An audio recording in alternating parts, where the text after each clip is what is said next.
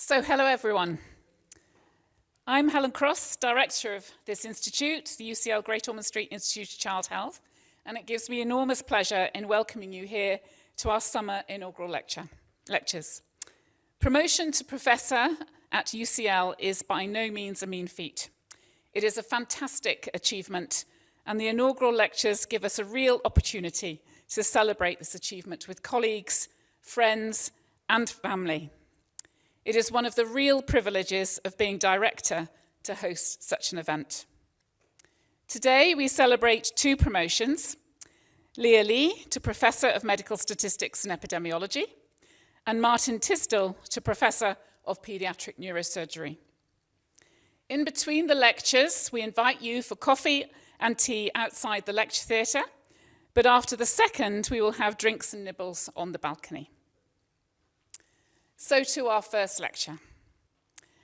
I am delighted to introduce Leah Li, Professor of Medical Statistics and Epidemiology. Leah qualified from Fudan University in China with a BSc in mathematics, undertook her MSc at the University of British Columbia in Canada and her PhD here at UCL Great Ormond Street Institute of Child Health. Since then, she has remained, initially as a Senior Research Fellow, then an MRC Career Development Fellow in Biostatistics, and ultimately Senior Lecturer and what we now call Associate Professor. Her research has predominantly been focused around modelling longitudinal growth data in children from various diverse populations, with collaborations worldwide, including Norway, Brazil, and China, as well as utilising data to study the life course impact of adverse childhood experiences. She clearly takes much pride in the development of others, with previous students commenting on how much interest she takes in their background outside the topic of research. For example, the country from where they are from, and their own interests to put them at ease. Her ability in this area is reflected in her receiving Mentor of the Year from the Society for Social Medicine and Population Health in 2022. She also makes a significant contribution to teaching both within and beyond University College London. Congratulations, Leah. We really look forward to your lecture. So thank you so much for being here, in person or online. And this is a very special occasion. It means a lot to me, and for you to share this occasion with me and my colleagues, students, friends, family, and the collaborators. And this inaugural is a special occasion to talk about my journey and my career. And it's part of it is an occasion to celebration, and it's also an occasion for reflection, and perhaps more importantly, an opportunity to look ahead. Therefore, I'm going to do three things today. First, I'm going to tell you a bit about my journey and my experience and where I come from and how I arrived here, and also the people and the experiences that have influenced me. And second, I'm going to talk about my research, the research questions that has occupied the most of my career, and the questions that inspired me, and why I think these questions matter, and what we learn from this. And finally, I'm going to look forward to the opportunity and challenges I believe lie before us.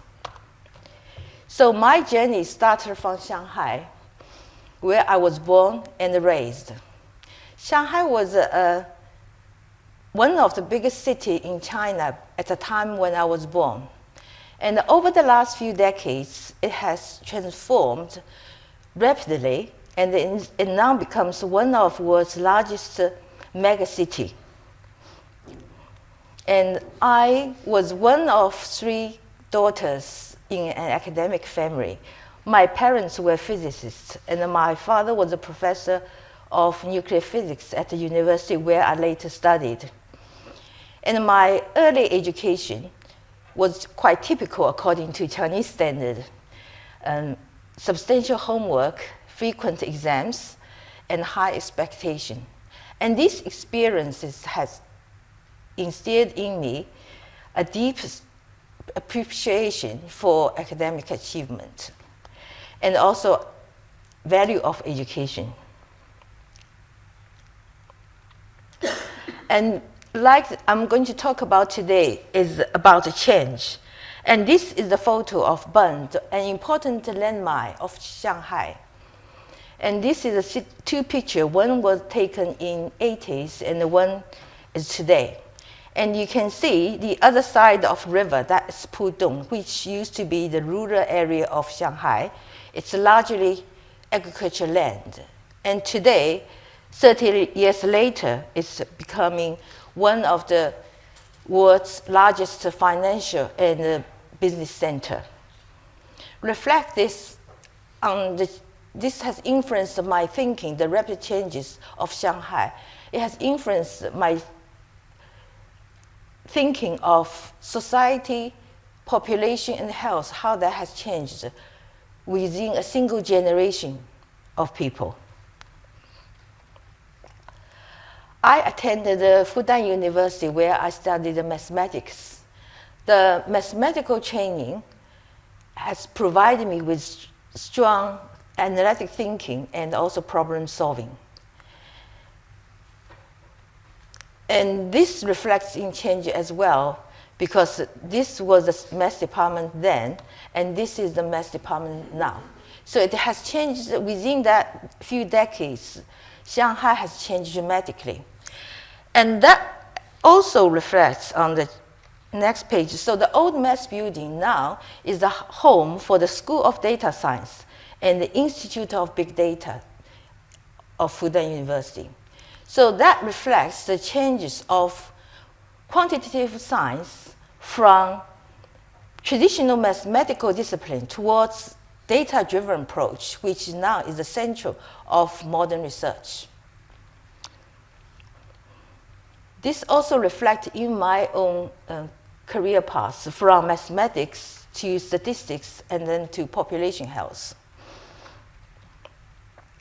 After finishing my undergraduate, I moved to Canada to pursue MSc at the University of British Columbia under the supervision of Professor Nancy Heckman. And my MSc project was on design of a transect. Transect is a kind of roots, so it's find the optimal design to estimate wildlife population in the forest. So it is very different from what I do today. And one of my first experience with medical statistics was a project during my MSc study, which was to investigating prognostic significance of liver function tests in women with metastatic breast cancer. This is the first time I was introduced to longitudinal data and the repeated measurements in both exposure and outcome. And we applied generalized estimating equations, which was a relatively new method at the time, and wrote our own Fortran program because the software was not available at that time. And that results from that study were presented at the annual meeting of Statistics Society of Canada. And that was the first academic conference I ever attended. And that is also a special time during my study in Canada. And my son, Sean, was born while I was in Canada. After completing my MSc at UBC, I moved to London to join my husband, who was then working at Imperial College. So I joined the School of Public Health, United Medical Dental School of Guy's and St. Thomas Hospital, now a part of King's College. One of my first projects I worked on was the National Study of Health and Growth, which was a longitudinal survey of primary school children in England and Scotland. This is the first time I was exposed to longitudinal growth data in a large population study. And using that data spanning 20 years, we found that growth height of children in England and Scotland have increased by 1 to 2 centimeters, but at the same time, their level of adiposity, which was measured by skin fold thickness, has also increased. And these were early evidence, provide some early evidence of circular trend, which later became a major public health concern. So this first job in the UK actually was my first experience in population health research. After a year working at UMDS, I moved to UCL, started to work at the Center of Pediatric Epidemiology and Biostatistics, now a part of PPP, as a statistician. This move is the beginning of my change of my career to life course epidemiology. So I worked closely with Professor Chris Powell, who was an important figure in my career, first as a line manager, and later became a valued mentor. Through working with Chris, I was introduced to British birth cohort studies and realized the greater value of these cohorts. And during my early research with Chris, I mainly worked on injuries and disability in the 1958 birth cohort. What striking me at the time was the richness of the cohort study, the 58 birth cohorts, with data collected from birth through to adulthood and extended to next generation. And these data allow us to study how biological and social and environmental factors can interact and influence health across the life course. This early interest in life course epidemiology led me to start a PhD under the supervision of Professor Chris Powell and Professor Tim Cole to look at the biological, social, and environmental influence on growth trajectory across 2 generations of the 1958 cohort. And this experience during my cohort is also special for me personally, because during that period, my daughter was born. So I had my son during my MSc and my daughter during my PhD. After completing my PhD, I was awarded the MRC Career Development Award in Biostatistics, and to look at the statistical approach for life course study. And this is a very important period for me, because the fellowship gave me the opportunity to integrate statistical methodology with life course epidemiology and develop an independent program of research, and also establish research theme, which it's still my thing today. That is life course process, developmental trajectories, intergenerational influence, and the long-term consequence of early life experience of adult health. So looking back, my research over the years was driven by one simple question, which was how experiences in early life influence health decades later. So I explored this question from 2 perspectives. One is physical development, one is early life adverse experience, and how growth trajectory have changed over time, and what influence growth, and what growth tell us about health in later life. And also the other aspect is how early life adverse experience will influence your health across a life course. So I start with talking about physical growth, because growth is one of the earliest health indicator, which tells you your health across your life course. So I'm going to talk about the influence on height. When is historical time? How growth have changed over time? And what happened to growth across different socioeconomic situations? How they are socially patterned? And finally, the early life biology. So what influence your growth? So height has increased throughout the 20th century. And the left figure shows how gross adult height has increased throughout the 20th century. That reflects the improvement in living standard, nutrition, as well as healthcare. But in the last few decades, level of adiposity increased. That contributes to obesity epidemic, which shows in the right figure. And also people became fatter at a much younger age, which affected the growth trajectory. So the trajectory of BMI have shifted upwards as well as changed the shape. So I investigated growth using data from different countries, from UK, birth cohorts from UK, Brazil, and China.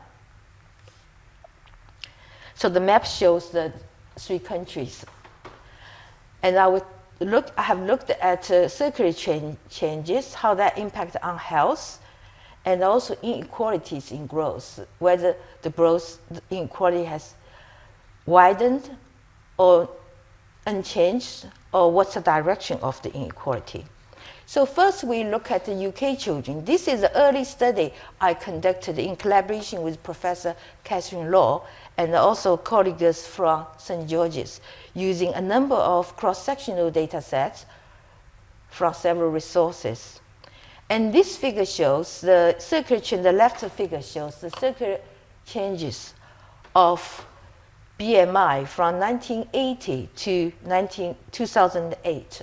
So there's increasing BMI during that period for children at the prepubertal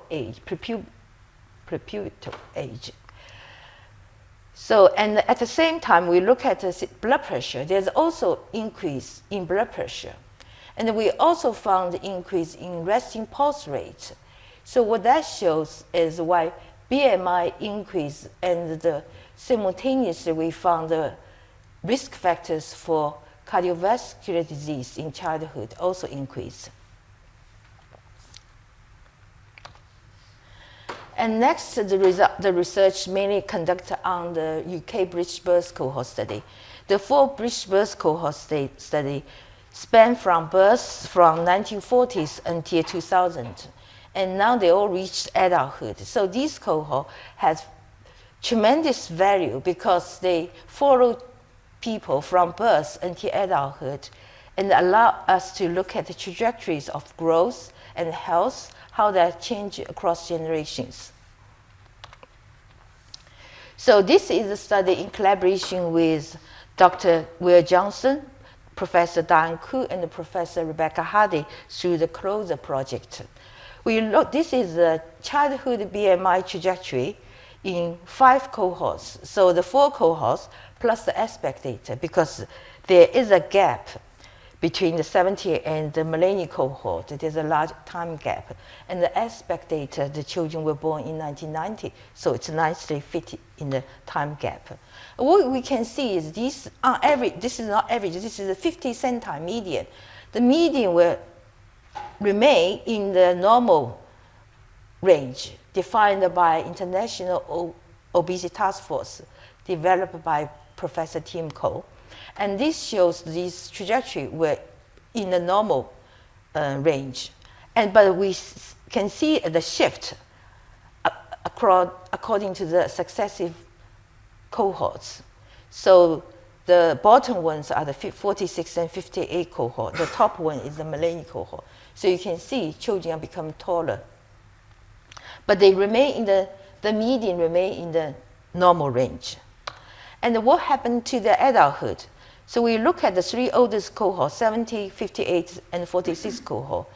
They all eventually reach into the median reached the overweight range. And the youngest cohort reached at the earliest age.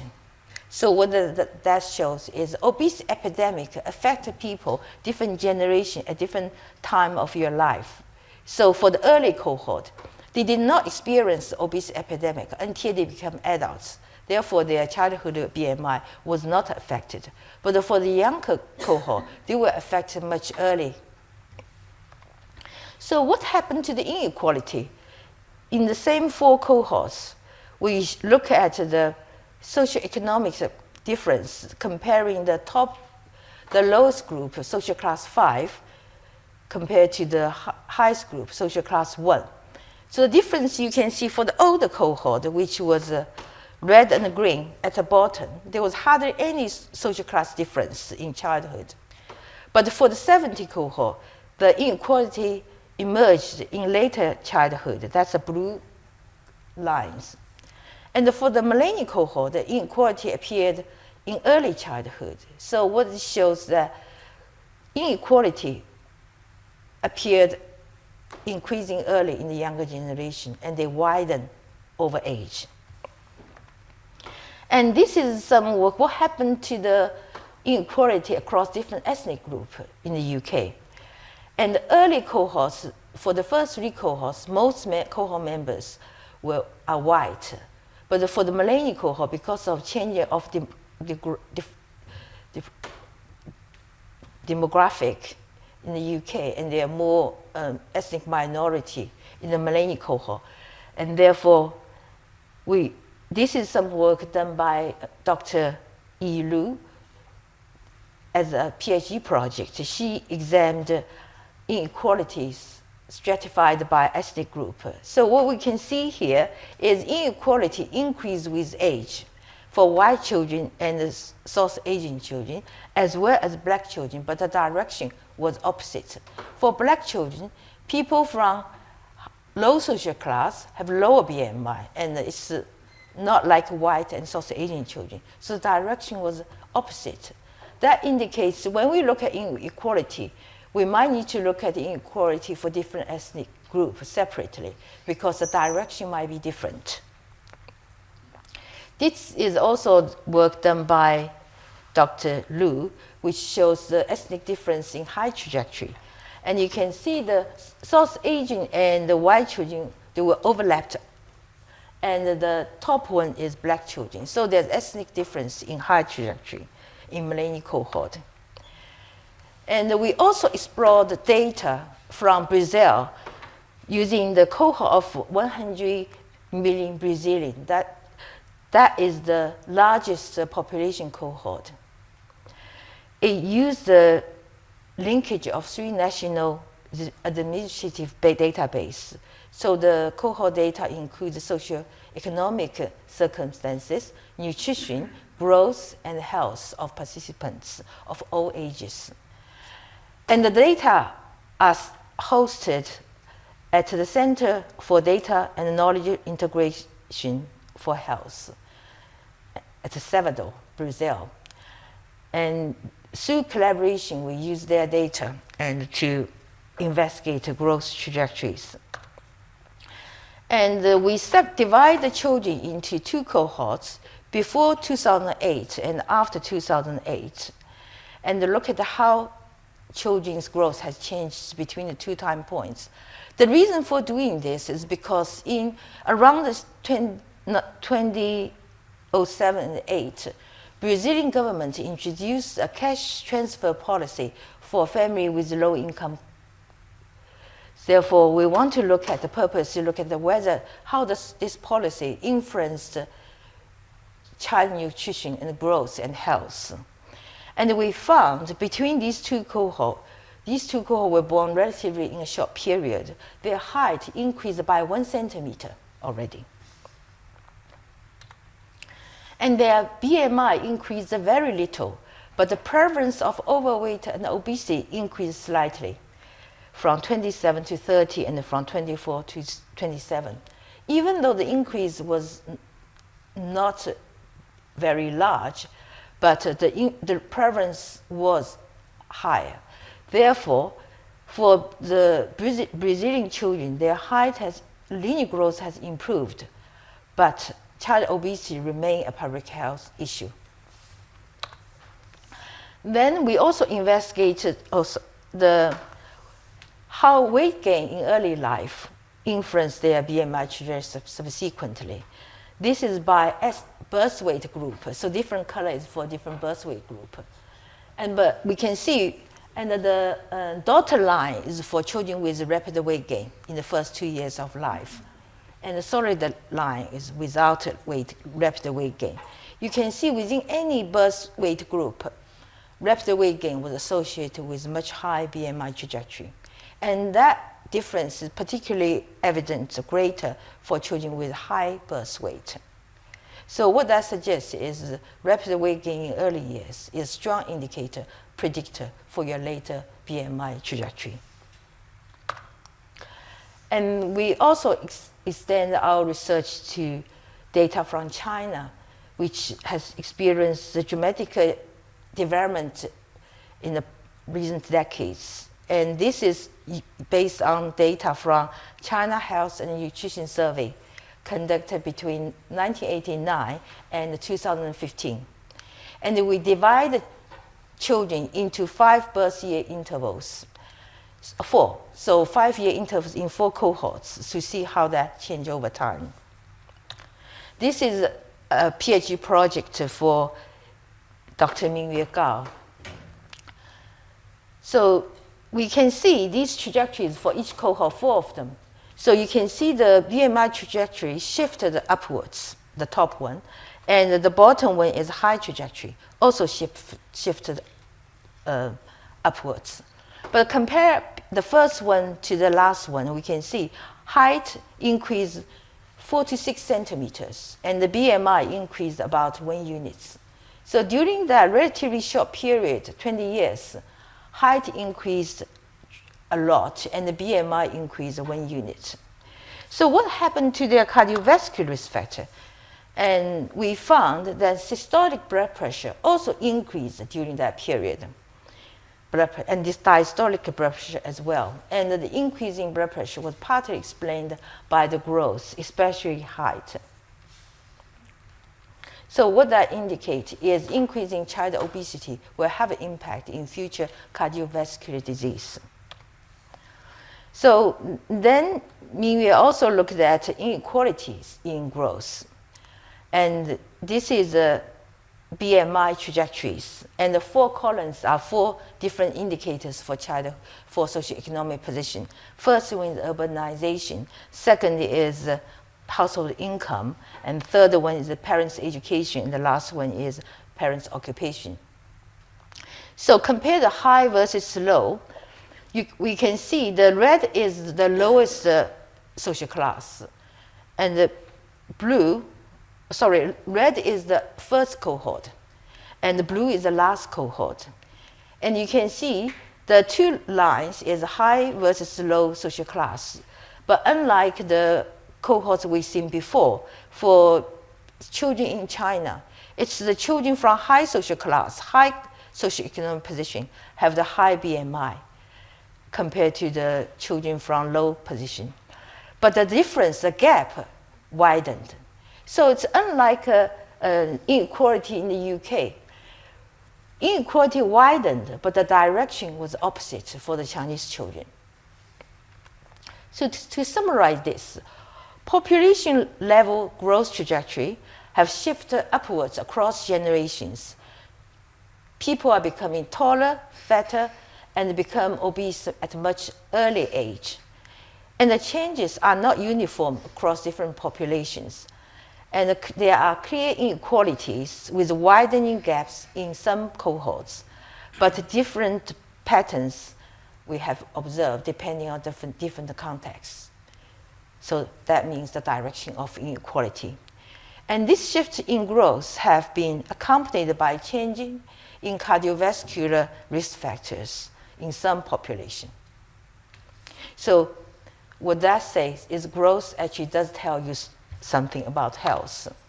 So next we are going to look at early childhood adversity that can include child maltreatment, such as abuse, neglect, and household dysfunction, such as parents' deaths, parents' family conflict, parents' alcohol, mental health problem, etc. But we can also extend that to deprivation in childhood, or poor childhood health, or prenatal exposure. And the outcomes we have investigated include a wide range of outcomes, such as growth, maturation, BMI trajectory, cognition, mental health, and cardiovascular risk factor, etc. And this figure shows the multiple pathways linking childhood adversity to adult outcome through different intermediate pathways, such as growth, puberty, cognition, mental health, inflammation, and stress biology indicated by cortisol level and health behavior, and also socioeconomic position depending on different adult outcomes. So different adult outcomes and different childhood exposure might have different mechanisms. So first we look at childhood growth. That's the work done by Rachel Daniel at his PhD projects. Using the 1958 cohort, she found childhood neglect was associated short childhood height, slow growth, and also short adult height. In her PhD project, she also found childhood maltreatment was associated with pubertal development. For example, childhood neglect was associated with later maturation, such as for girls, later menarche and breast development, for boys, the later voice change and pubic hair development.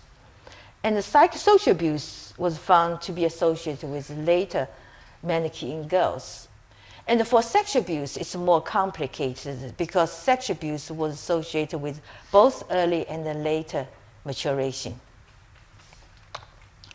And this is some work led by Professor Chris Powell, looking at child maltreatment and BMI trajectory. And what she found is that physical abuse was associated with high adult BMI, but not in childhood. So that figure shows the confidence interval includes the x-axis from 7 to 13. And the difference was significant only after from 45 and 50 years. And the explanation for that is this is 1958 cohort who were born in 58. So throughout their childhood, that was in 50s and 60s and 70s. That's before the obesity epidemic. So therefore, if you look at the younger generation, that effect probably will happen early, the difference. We will observe early difference. And we also look at the maltreatment and the cardiovascular risk factors. And we found maltreatment was associated, different types of maltreatment will be associated with at least one of the cardiovascular risk factors. For example, neglect, physical abuse, and sexual abuse was associated with high HbA1c. And physical abuse was associated with high LDL cholesterol. And these associations were partly mediated by adult BMI. For childhood neglect, it's also mediated partly by their adult socioeconomic position. So the mechanism will be different for different types of experience and also different type of outcomes. And the maltreatment was also associated with cognition and mental health. That's some work in collaboration with Dr. Maria Claudie Jeffro, who now works in Canada. We found child neglect was associated with poor cognition from childhood to adulthood, and also associated with low education qualification. So in childhood, the cognition was measured by math and English tests, and also general intelligence. And for adulthood, cognition was measured by executive function and also memory. And for maltreatment, we've also found associated with adult psychosocial distress and mental health difficulties. And child maltreatment has also been associated with inflammatory marker in middle adulthood, mainly household dysfunction measures such as parents' divorce, parents' deaths, parents offending, family conflicts, etc. They were associated with different measures of inflammation in adulthood. And we also found childhood adversity was associated with cortisol patterns in middle life. This is some early work I conducted with Chris Power, looking at the cortisol level in the 1958 cohort. We know cortisol level changes dramatically during the day, so we had only 2 measures in the 58 cohort. First one is 45 minutes after waking, and the second measure was 3 hours later. And we found neglect was associated with low waking up cortisol and a slow T1 to T2 decline. And a high level of maltreatment, which means you experience multiple types of abuse, neglect, were associated with a low waking up cortisol level and also high T2, time 2 measure, after we adjust for current depression and anxiety symptoms. In recent years, we also start to look at how early experience affects measures of healthy aging. So 2 of my PhD students, Xuan and Petzo, are examining how early exposure, early life experience are associated with trajectories of depressive symptoms at old age and the trajectories of physical capability, which was measured by grip strength and the low body function. These were not based on 50 cohort. These were based on international aging study, a range of. And we also look at cognitive aging in collaboration with Dr. Miyue Gao. He was my former student. And also through collaboration with Beijing University, looking at early exposure to functioning limitations and dementia, which was funded by Royal Society as an international partnership grant.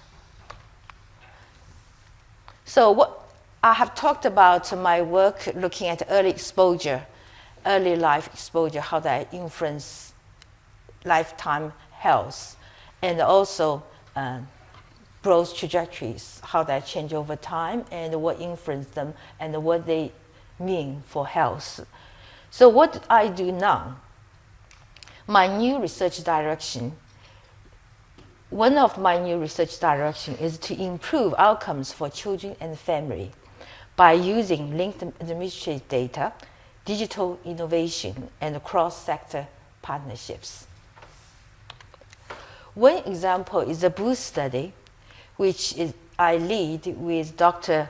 Rachel Knowles and partner with National Deaf Children Society to look at better outcomes for deaf children and generate evidence to improve service, education opportunities, and the life course outcomes for deaf children. What we do is use linked education and health data to explore outcomes for deaf children and generate evidence to inform service policy and support children and their family. So the data we use is, there are 3 linked data.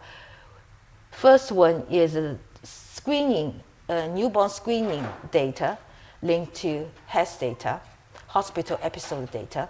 And the second is eChild, so it's a national pupils database linked to health data.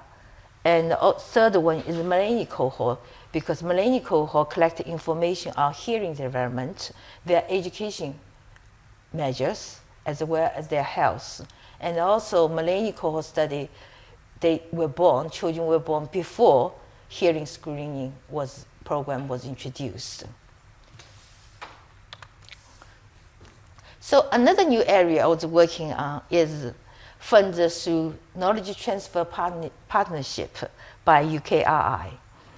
And I co-leaded the project with Professor Leah Li from Institute of Education. And by partner with the charity, Learning with Parents, which is a charity promoting improving children education outcomes through parents' engagement in learning, we use large data from the digital reading log developed by the charity. We examine how families engage in reading and identify barriers to participate, especially for families from disadvantaged background, and they evaluate ways to improve the engagement. And the findings from the analysis will be used to improve the digital reading log, which will be distributed to the participation school. So where do I go from here? So my lecture today have started from changes.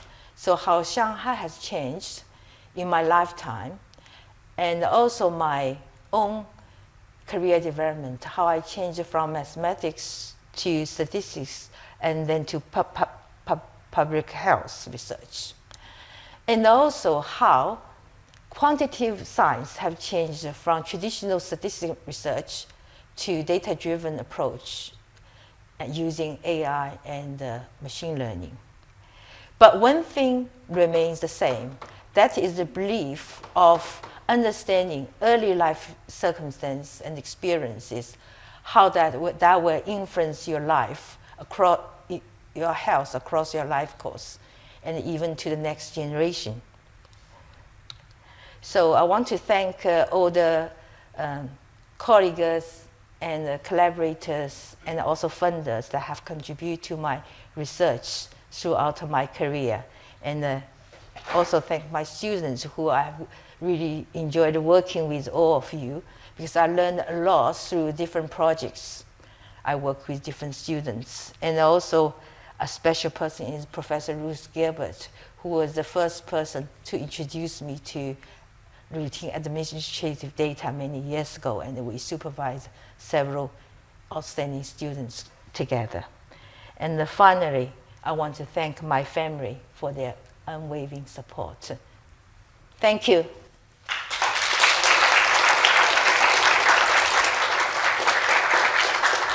Thank you, Leah. That was a wonderful inaugural, and I want to thank you for asking me to give the vote of thanks at the end of it. It's an absolute pleasure to do this for you, and congratulations again on becoming Professor of Medical Statistics and Epidemiology. I realised when I was preparing for these words that we've now known each other for 30 years. Wow, it's a long time. We first met in 1996, so as we've heard, that was when you first came to the Institute to work with Chris Power on the 1958 British birth cohort, and I was a research assistant here, studying part-time for a PhD and working on infections and vertical transmission. So whilst we've been departmental colleagues for 3 decades and have shared an office for about a year or so, we've been working in different fields, and it was really lovely for me to hear just now a lot more detail about the research that you've been doing over the years. I've really enjoyed hearing all about your journey, as you've said, your journey from mathematics to statistics to public health and epidemiology. And I'm sure your family, friends and other colleagues have enjoyed hearing it too. And here at the Institute, of course, our focus is clearly on child health. But as our mission states, we aim to maximise and advocate for the holistic health of all children, young people, and the adults they will become. And as you have shown in your lecture, the latter has been a key element in the research that you've done, with really fascinating and important contributions that you've made to life course and intergenerational studies, both in the UK and internationally. So, as we've heard, your research has shown the importance of childhood growth trajectories for later cardiovascular and metabolic health. And as you said in your lecture, growth is not just a childhood metric. You have also highlighted how early life exposures, particularly child maltreatment and adversity, can have long-term health implications, which is so important for informing future research and policy. You're an expert in developing and applying statistical methods for growth, and you've applied these in situations where you've been grappling with sparse data like you did in the early days with the 1958 cohort. And more recently, with your recent work in Brazil, you've been dealing with longitudinal assessments for more than 5 million children, which is pretty incredible. Most importantly, you're happy to share your experiences and your expertise. And I know that multiple PhD students, postdocs, visiting researchers, and other colleagues can attest to this. Your lecture focuses on your research, but in wrapping up, I just wanted to mention your teaching, because you established the life course module for the BSc in Population Health Sciences 10 years ago, and you've been running it ever since. And this is a really popular and highly rated module, and I'm sure the students have benefited enormously from the insights and the experience that you've brought in from your research over the years. I also wanted to take the opportunity this afternoon to thank you for your leadership and support within our PPP department in your dual role as the department education co-lead and as section head. So these are roles you've undertaken for 6 years, often behind the scenes, and I just personally want to thank you for being a wonderful and supportive colleague. One of the joys of sharing an office with Leah is our recently discovered mutual appreciation of the custard cream. And Leah introduced me recently to the additional delights of the M&S extra cream variety. Leah, I'm not sure of the biscuit selection outside, but I would like to invite you and everyone here to join us in some refreshments. But before we do that, I'd like everyone to join me again in congratulating Leah on her inaugural lecture. Congratulations, Leah.